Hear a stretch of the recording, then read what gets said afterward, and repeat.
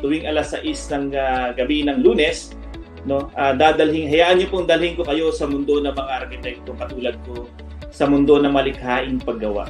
Welcome to Peaceabilities here in cbrc.tv. Arman Benko po ang inyong lingkod. Kailangan po natin kumita-kita muna ng additional na income, and wala naman pong income na dumadating ng wala kang ginagawa. Welcome to Legal Helpline Online, kung saan sasagutin ng ating legal expert ang inyong mga katanungan na may kinalaman sa legalities. Lahat tayo, regardless of our status, whether we are an employer or an employee, kailangan sundin natin ang mga health guidelines. Welcome to CBRC TV with Tuesdays with Cory. Magandang araw Pilipinas, magandang araw online world. I am Jel Miranda and you're watching Expert Talk Online. Good evening, my name is Roda Castro Caliwara. I'm Arman Gutierrez. And this is Pulse Connect. Buzz, Peace, and beyond. Mabuhay sambayan ng Pilipino. Ang wika, kultura at kasaysayan ay mga gintong sagisag ng ating pagka-Pilipino. Ito po ang Kasaysayan, programang tatalakay sa iba't ibang aral ng ating bayan. Good afternoon, Father Ben. Good afternoon, Sarah. Magandang hapon sa lahat ng nakikinig. At sa ating mga televiewers na gustong matuto ng mga livelihood programs at sa mga entrepreneurship skills na isi-share ng ating mga guests today. We're gonna talk about frontliners nurse stories during the pandemic. We are going back to the glory days of nursing. In-demand ang nurses ngayon, hindi lang sa Pilipinas, kundi all over the country. May mga tanong ka ba tungkol sa inyong pinag-aralan? Bibigyang linaw namin at aming ikaw ay tutulungan. Dahil assignment mo, sagot ko. Ngayong gabi, marami tayong pag-uusapan. Interesting? Feel free to join us, message us, and we will try our best to answer your questions.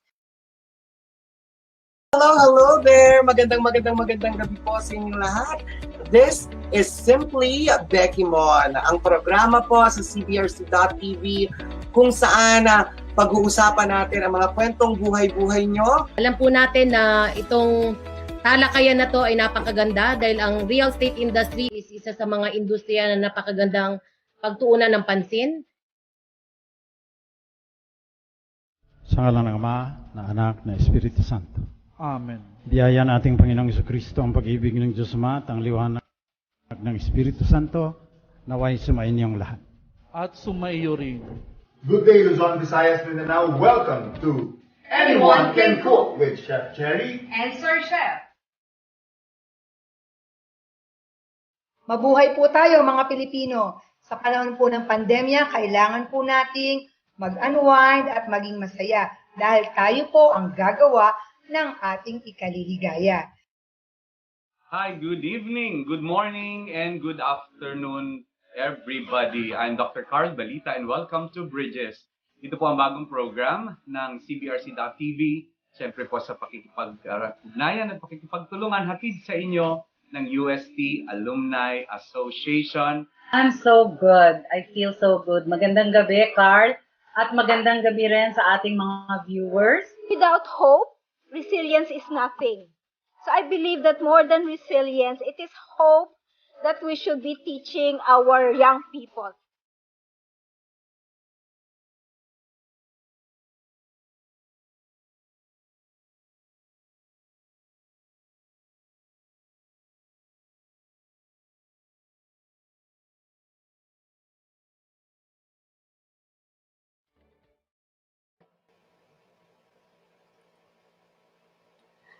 Welcome to Bridges here at cbrc.tv.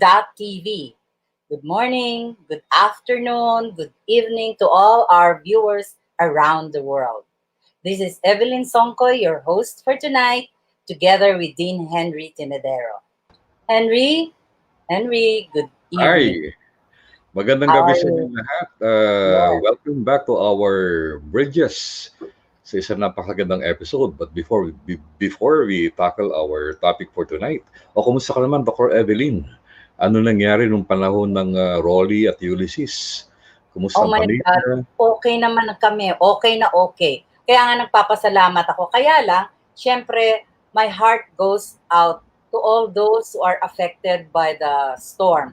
Dalawang storms yan, Rolly and Ulysses. At may Yes. Quinta pa before that. Ano naman ang iyong naging experience, Dean Henry? Asawa ng Diyos, safe ang family at medyo mataas itong lugar namin sa may Frisco area.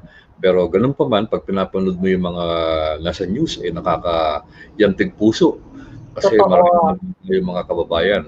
At ang kagandahan yan, nag-uumapaw na muli ang tulong ng sambayan ng Pilipino sa mga nasalanta ng bagyong Ulysses at Rolly. Sa katunayan, ipapakita natin ngayon yung kampanya ng CBRC na Campaign for Donations. Tumulong na sila sa Marikina at ngayon naman ang kanilang tulong ay patungo sa Cagayan, Tugigaraw at Isabela. Nakalagay po rito yung account name ni Dr. Carl Balita sa BDO. Pasyalan nyo lang po yan at kung kayo po ay nais mong bigay ng donasyon or contribution, open na open po kayo, please. Yan.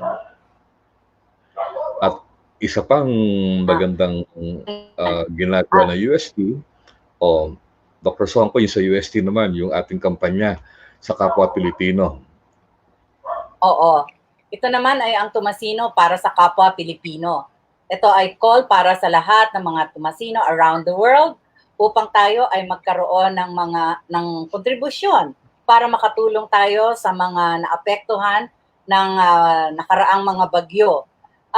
Siyempre, nangunguna rito ang ating USTAAI, ang ating mga asosasyon na kasama sa USTAAI, at namumuno ang Thomasian Alumni Leaders Association.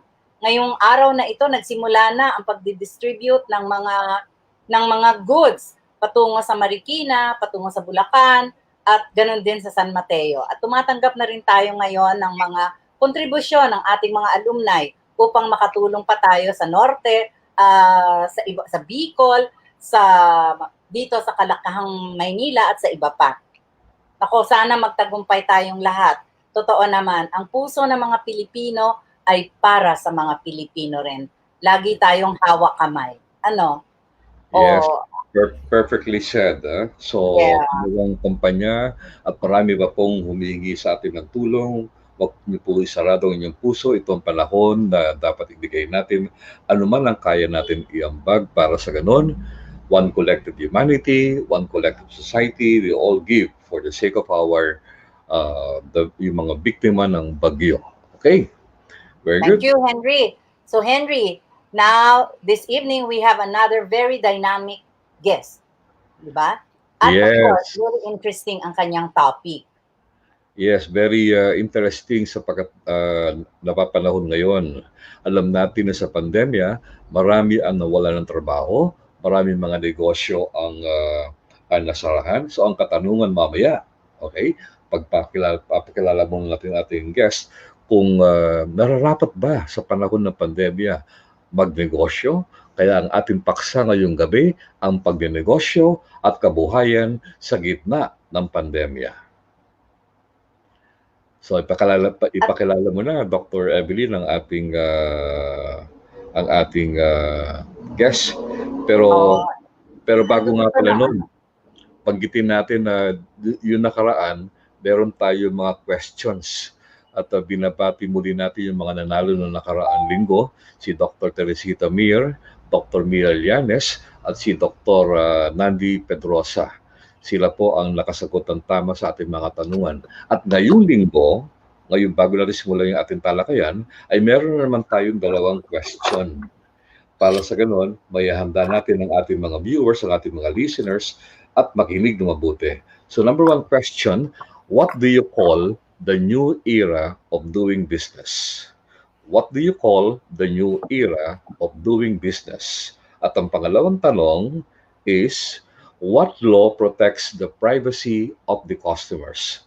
What law protects the privacy of the customers? Napakahalagang mga tanong, napakahalagang malaman, at napakahalagang pakinggan natin ang ating guest speaker ngayong gabi na ipapakilala na ni Dr. Evelyn Songko. Oh, of course. At of course, wag natin kalimutan, magpapasalamat tayo sa Honto Bakery at My Basura app for supporting this show. No? Yes. Thank you very much po sa inyo. And of course, ang ating guest ngayon ay galing sa Faculty of Civil Law. Si Attorney Dwight. Ang kanyang full name ay Attorney Dwight Ramos. He is from Pangasinan. He graduated from the UST Faculty of Civil Law in 1990. Matagal na yon, ha? He started his career with SGV and then he became a certified enterprise management development advisor under the International Trade Center or UNCTAD and WTO, World Trade Organization. He is currently the Senior Vice President of the publicly listed IPM Holdings Incorporated, one of the Philippines' most influential companies in environmental management. He has also served as President of the Institute of Management Consultants of the Philippines. So we're very happy to have Attorney Dwight. Welcome to the show, Attorney Dwight. Hi, thank you, Miss Evelyn, and of course, Dean Henry. And good day to all of those who are watching us right now. And of course, maraming salamat sa Bridges for inviting me to be your guest tonight. Thank you very much. Mabanggit ko lang sa mga nakikinig na kami ni Attorney Dwight ay iisa pinanggalingan ng high school at college. Ito ang St. Louis University Boys High. Nung kami high school, pero college, naghiwalay na, nag-UST na ako. Pero doon pa rin siya nagpatuloy ng kanyang koleyo sa St. Louis University sa Baguio City. So Attorney Dwight, thank you very much for guesting in our program for tonight, our episode. Sa gitna ng pandemya, okay, napakahalaga ba magnegosyo o pumasok sa isang kabuhayan? Based on your wealth of experience being a lawyer, ano po ang nakikita niyong trend ngayon? Yes, Dean Henry, you know, alam naman natin na this pandemic has really altered our lives and it has affected many businesses. No, it has disrupted many businesses, and so we have lost lives, we have lost jobs, livelihood, and we also have lost opportunities. And if you go by what the studies are saying, you know, the Asian Development Bank has released a study that the micro, small, and medium enterprises really, because of this pandemic, are suffering from diminished revenues and capital shortage. The World Bank likewise has a survey, and what they've seen is that 40% of the firms as of now remain closed, no? And Dole, for the Dole itself, has realized that the predicament of the employers at this time are not really good. It's not really good, and so they have also allowed the temporary layoff, no? And based on their statistics, about 3.4 million of our workers have lost their jobs. So there's really a string, you know, a series of bad news, no? And adding to that, for the DTI naman, they said that 70% of small businesses have been hurt by this pandemic. So it really begs the question, no, is it really the right time to go into business at this time? Pero syempre, Dean Henry, alam naman natin yan, and Miss Evelyn, yun namang decision to go into a business, really the main consideration for going into it remains the same. At yun naman, kung meron kang product or service that feels a need, no, that the people want to avail of, no, and they will pay for your service or product. And if it's in the affirmative, then you are on your way to a business. And so of course, whether or not may pandemic, the pandemic becomes just one of the factors that you consider in your planning. Sabi nga nila, as we say, the SWOT analysis, part of the strengths, weaknesses, threats, and opportunities. No? But at the end of the day, whether or not you have to go into a business really depends on the product or the service that you have to offer. Yung ating isa sa sponsors dito, yung Honto Bakery Cafe, no? This business came about during this pandemic din lang, and I'm happy that as of today, kaya na nila mag-sponsor sa atin as they are doing, because kilala ko yung owner niyan. She's from Dubai, no? She used to work in Dubai and they came home, but she used to work in a French cafe, no, sa isang mall doon. And well, they started living their life here. But during the pandemic, dahil yung mga bata hindi na kailangang ihatid sa school, naging homebound na sila. So they saw the opportunity. She started baking and giving away some products and then started selling. After that, kinausap na ako, attorney, what do I do para maging legitimate na yung business ko? So we went into talking about business licensing and registration na. So that being said, I think that during the pandemic naman, we've seen some of the success stories that have happened, and alam naman natin yung ating pandemic that is already happening. It really shows na in every adversity, there is an opportunity. So I guess with that, talagang may opportunity pa rin, even in the time of pandemic. Wow, nicely said. So tandaan natin from expert advice galing kay Attorney Dwight Ramos na kung may produkto at may serbisyo, go ahead. Go ahead. Make the good decision to put up a business. But putting up a business, Dr. Songko, hindi ganun kadali, di ba? So kailangan meron kang alam na pamamaraan, especially the legalities. Okay, Dr. Songko, ano yung next question natin kay Attorney Dwight? Actually, gusto nating maintindihan yung ngayon nangyayari kasi meron nang ginagamit na ang digital platforms sa pagbi-business. Ano ba itong bagong era na ito? Ito ba yung bagong era, Attorney Dwight? Yes, that's true, Dr. Evelyn, Miss Evelyn. The pandemic also has ushered in a new era of doing business, not only in the Philippines but worldwide. And we call this new era or new regime the digital race. So kung napansin niyo naman, all the big businesses already started going into it. At pag wala ka sa digital race pa at this point, medyo huli ka na. And the meaning of this is what used to be just an augmentation, parang one of the other paths that you can take when you're doing business is going digital. You have a website, you have an app. Nung una parang luxury lang ito but when the pandemic came at talagang wala ng face-to-face at kailangan na talaga virtual na lahat, naging highway na siya. And now the race is in the digital era, Diyan na ngayon nag-uunahan at maraming mga bagong pamamaraan, maraming mga ginagawa in the digital world that really augments business. Just like in our company, yung nabanggit kanina, again, one of our sponsors, the My Basurero app. Pag may Uber at may mga ibang app for delivery, meron din for collection of garbage. Ngayon, using that app, hindi mo na kailangan hintayin yung truck ng basura, which comes as scheduled. Kung talagang urgent yung need mo, you just use the app, you download the app and you make a few clicks, maya-maya nandyan na yung collection. So, and this enhances the business. Kaya nga, again, when we go into the digital race, marami tayong mga bagong pamamaraan ng pagnenegosyo at paghahanap buhay na talagang na-enhance ng online transactions. Okay, that's very good. I like the concept from a marketing perspective, yung pangalan ng Basurero app. Ibig sabihin, yung dignidad ng trabaho ay napakahalaga. Whatever you do, basurero man o whatever, hindi mo minamaliit yan, pasukan mo ng creativity at innovativeness, ikaw ay pasok sa top of mind ng ating mga tao. Congratulations sa konsepto ng yun.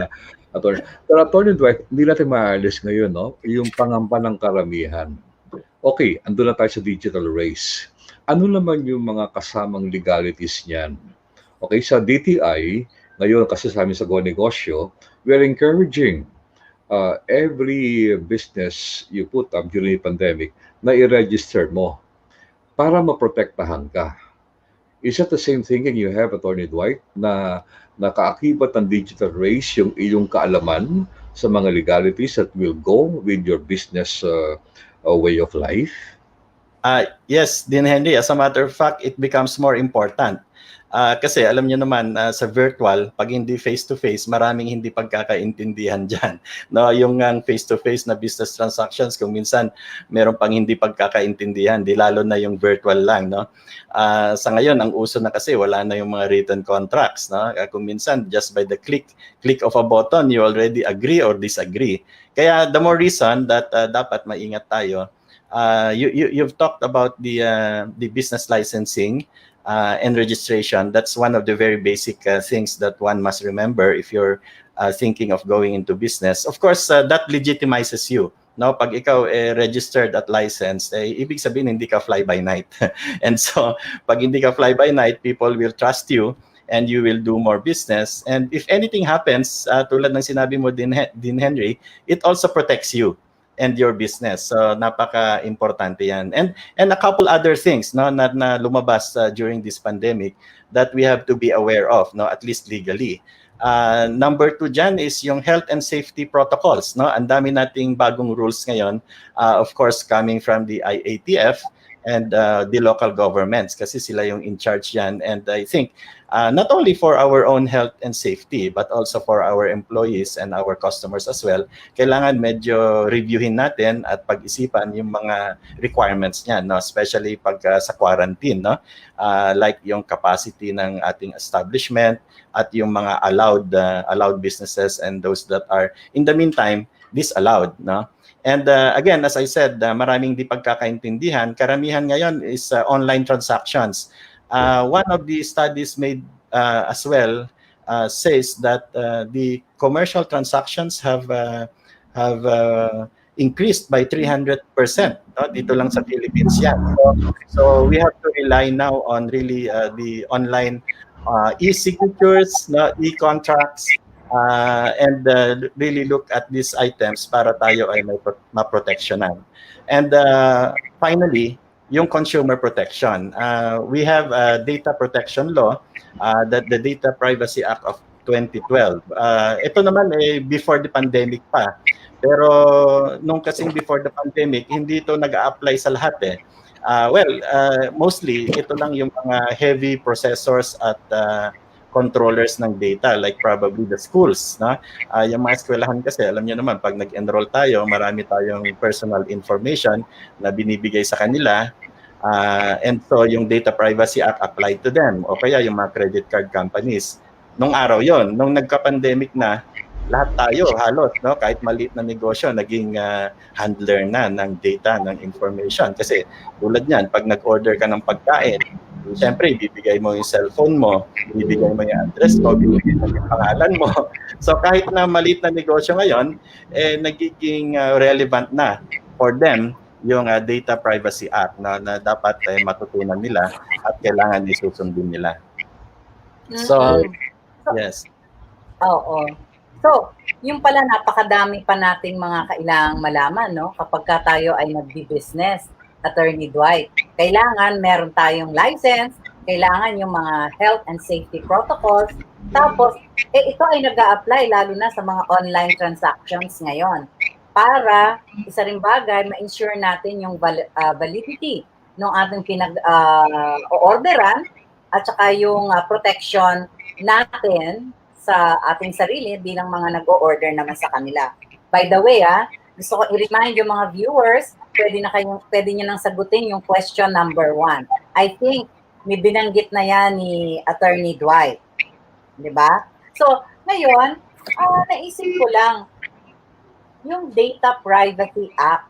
So, kahit na ikaw ay maliit lang ang business mo, syempre, nagbibigay sa'yo ng mga data, yung mga nag-order sa'yo. Halimbawa ako, nag-bake ako, inilagay ko sa online, tapos kontakin nila ako, diba? Tapos bibigay nila yung data ko. Ano dapat kong gawin dun sa mga data na yon? At ano ang dapat kong gawin para maproteksyonan yung aking mga customers? Yeah. As a general rule, ang dapat mong gawin doon na Dr. Evelyn is pag-ingatan. yung pag-ingatan, that's a very important rule that you should have. But basically, yung Data Privacy Act criminalizes and imposes liabilities talaga pagka yung data, the personal information is not handled well, and most especially kung it results to some damage, or some criminal acts. And dapat tandaan natin dito that all types of personal information No, hindi to yung parang sinasabi lang natin sensitive, very sensitive. Hindi. Lahat ng personal information is protected. And likewise, all persons, all entities, whether malaking korporasyon yan, maliit na negosyo o individual, hindi natin sasabihin na hindi applicable sa akin yan, maliit lang naman ako. So hindi po, lahat tayo when we are handling this data, personal information of our customers, dapat talaga pag-ingatan natin yan. At extraterritorial din ito, Miss Evelyn. Ibig sabihin, kahit yung crime or yung violation happens abroad, as long as it involves a citizen of the Philippines or a resident of the Philippines, the long arm of the law will still go after you. Kaya dapat talaga matignan ito na maigi. But again, as I mentioned, the general rule is yung pagkaingatan. There's some due diligence required, no? So dapat pinag-iisipan ito. And the very basic of it, because it protects the privacy of the individuals, is yung consent nila. No, at the outset, kailangan when you get this information, medyo dapat meron silang consent. And when you say consent, dapat ito is informed consent, which means that dapat transparent tayo sa kanila, no? Bakit natin kinukuha ito, ano yung information, at saan natin gagamitin, at paano natin pag-iingatan ito. Yes. Thank you, Henry. Wow, yes. Very very meaty ang ating. I'm trying to put into a summary form, no? So unang-una sinabi ni Atty. Dwight, sa gitna ng pandemya, as long as you have a product and service, go ahead, take the risk and try not only survive during the pandemic. At the same time, he gave us a view na we are in the midst of what we call the digital race. The pandemic simply hastened the development of the online transactions. And then, of course, he encourages us to continue with our business licensing and registration, mindful of the health and safety protocols. Okay, again, self-care is self-love for others too. And then online transactions, napakahalaga. And equally important, ensuring the validity and protection of our data being given. Oh, okay. Yeah. Yeah. Thank you. And now, siguro, konti na lang ang ating oras eh. Attorney Dwight, what is your message to our viewers this evening? Yung gusto mong iparating, wag nilang malimutan. Yes, Dr. Evelyn, I guess the key takeaway that I'd like to give our viewers is that, in every adversity is really there's an opportunity. Now, and especially for us Filipinos, this pandemic has really brought out our resiliency once again, no? And because of course, our faith, no, in the unending grace of the Lord, this has given us hope. And with the love of our neighbors and of course our family, nakakaumpisa tayo ng mga negosyo, nagkakaroon tayo ng mga opportunities. So I guess when we do this, we just have to take a step back and look at the legalities as well, para naman pagka lumaki na yung negosyo at pag tayo ay nagnenegosyo na, we're sure that we are protecting ourselves and we are also protecting our customers as well. So it's for the benefit of everybody. Thank you so much, Attorney Dwight. Thank you so much. And of course, probably pwede kaming kumonsulta sa'yo kapag kami ay magnenegosyo na. Diba? Yes, of course. Pwede. Okay. Thank you so much, Attorney Dwight. Henry? So ngayon ay muli natin pasalamatan ang ating dalawang sponsor, no? Yung Honto Bakery at ang May Basura App. May basura. Okay. May basura. May basura. Basurero App. Okay? It's a beautiful, exciting name.